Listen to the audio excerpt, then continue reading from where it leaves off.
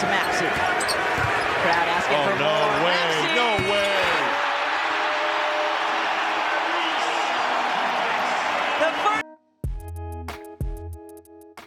Joel Embiid and the Sixers have been on a roll this season, being one of the teams that not many people had great expectations for, especially going into the offseason where you don't know what James Harden is going to do. But from coming from there and being in a limbo situation to being one of the best teams in the East is something that not a lot of people thought that would be happening for the 76ers. And to give a little bit of a backdrop, we all know that Harden had a situation with Daryl Morey, the GM of the 76ers, and how that was basically going to put their whole championship hopes up in air. Because without James Harden, you really don't have an opportunity to go. I mean, we saw how close they were when they were going against the Boston Celtics, and they were just, only 2 games away. And really, they needed James Harden to make those 2 shots at the end of the game for them to even have a chance. But, with Joel Embiid being hurt here and there, there wasn't really that much of an expectation that they were going to go anywhere without those 2 in tandem. We all saw that Tyrese Maxey is a star that's budding, but we don't know whether or not he's going to take that big leap. And then they dropped Doc Rivers, which everybody expected to happen. I mean, Doc Rivers and James Harden didn't really have the best relationship. And James Harden kind of never really had really good relationships outside of Mike D'Antoni, where James Harden was able to strive in a system where he essentially had the keys on every possession, was able to have the ball in every possession, like dribble the ball literally for 14 seconds, have it in his hands, and it was a do or die on him. But outside of that, James Harden has had a history of not really liking his coaches, like Kevin McHale is a big one, even though Kevin McHale was not the best coach, especially when you think about how poorly he handled Jeremy Lin and how maybe personal biases got in the way of that. And I know Jeremy Lin wasn't the greatest defensive player of all time, but I still feel like he could have been more useful in the Houston Rockets situation than the way he was handled.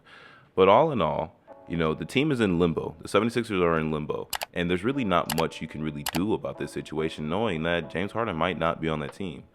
But then the James Harden trade happened, where they were able to get a whole lot of pieces for that team. And that really shifted, at least for me, that really shifted how I thought the 76ers season was going to go. And the reason why I think that is because of a few key pieces, right? They got rid of James Harden. They got rid of PJ Tucker. But here's one thing that I will always put in terms of high regard for a team more than just superstars, and that is competent role players. If you have a team of great role players, it really doesn't matter. Like, you have maybe 1 or 2 stars, maybe, but a team full of great role players is going to get you there. Picking up Marcus Morris, it was just, but Robert Covington, Nick Batum, KJ Martin, and then they also picked up Patrick Beverley in the offseason. They had a pretty good trade, a really good win-win trade. And now they also have the first-round pick for 2028 and 2 second-round picks in 2028, including a pick swap in 2029. And so they're gearing up for the future just in case this team does not work. But right now, it is working. And for most indicators, the team that was going to go down is now actually steering to be one of the best teams in the NBA. Right now, they're ranked 4th for defensive rating, and their offensive rating is also up there as well in terms of being top 10 or top 5. And there's a reason for that, and that is Nick Nurse. Nick Nurse is one of those coaches where if you are a role player, you will shine, because Nick Nurse is one of those coaches where there will always be motion in his offense. Always. You see it in the Toronto Raptors. You see it all the time where he's able to lift the floor, lift the ceiling for a lot of these players where you don't really have many people really scouting for, Pascal Siakam back in the day before Nick Nurse, And then you also only had Kawhi Leonard on the team after giving up DeMar DeRozan and then Kyle Lowry. And so you really questioning, okay, who's on the team? Then you have Fred VanVleet. Fred VanVleet is a great player, but we didn't know that then. So Nick Nurse has started a fire behind every single 76ers that's on that team because they believe in him that he will get them there to the championship. And they're not wrong.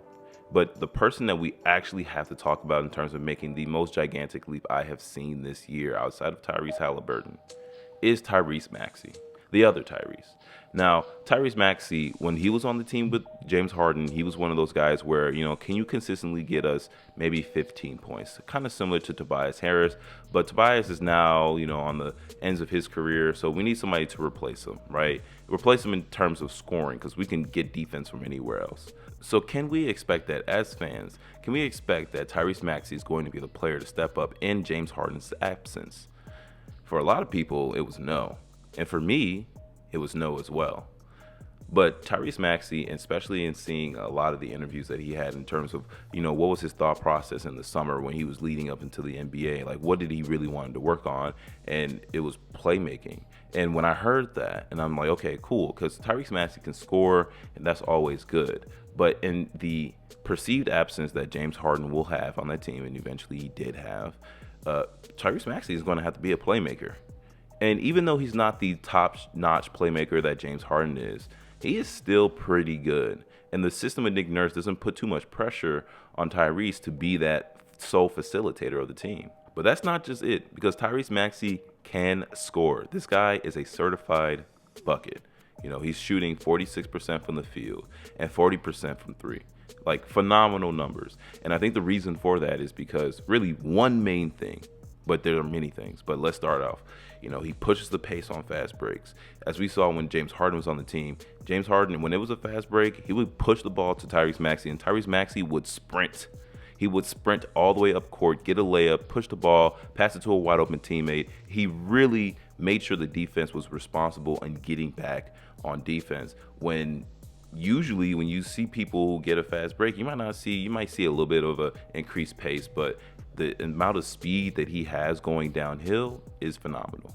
But the biggest thing, I think, where Tyrese Maxey has taken a huge step forward is his pick and roll action. He and Joel Embiid is one of the best pick and rollers in the league, where Tyrese Maxey gets the ball, whether it's a handoff or a smooth downhill run by Joel Embiid, 300 pounds going straight to the basket.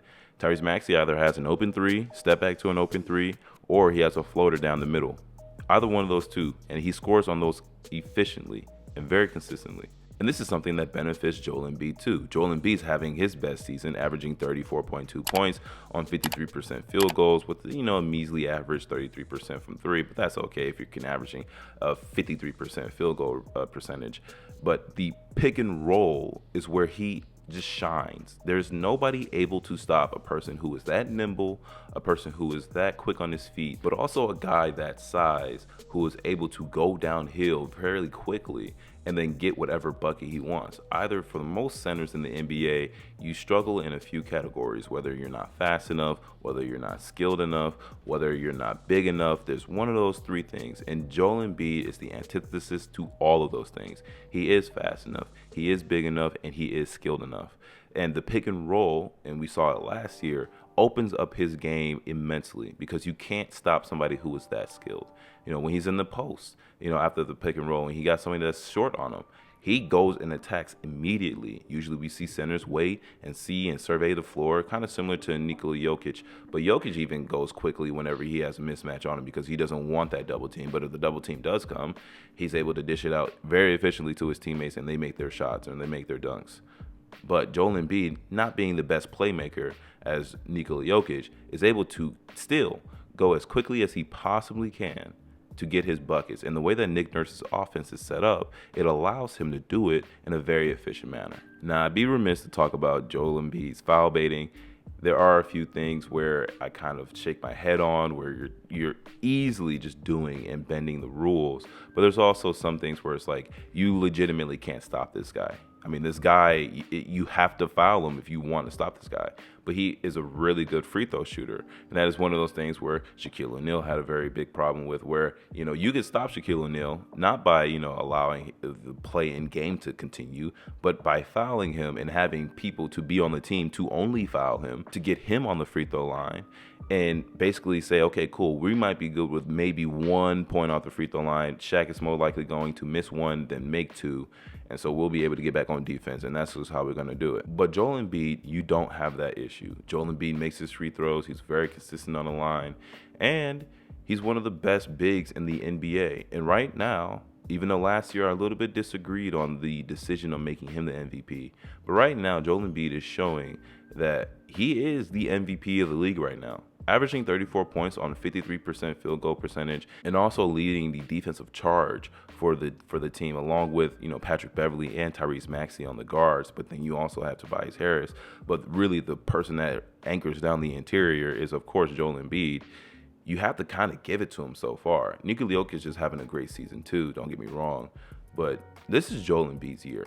And in my honest opinion, with Tyrese Maxey and the way that he's rolling, if Joel Embiid does not win this year, it is considered a championship or bust year. This is not one of those years, especially with the way that you guys are rolling right now, where you can just simply say, hey, listen, we didn't have anybody. You guys do have the roster. You have the roster to make that championship push. It all really depends on whether or not you're going to be consistent when it comes to playoff time, because we have seen that has not been Joel Embiid's strong suit.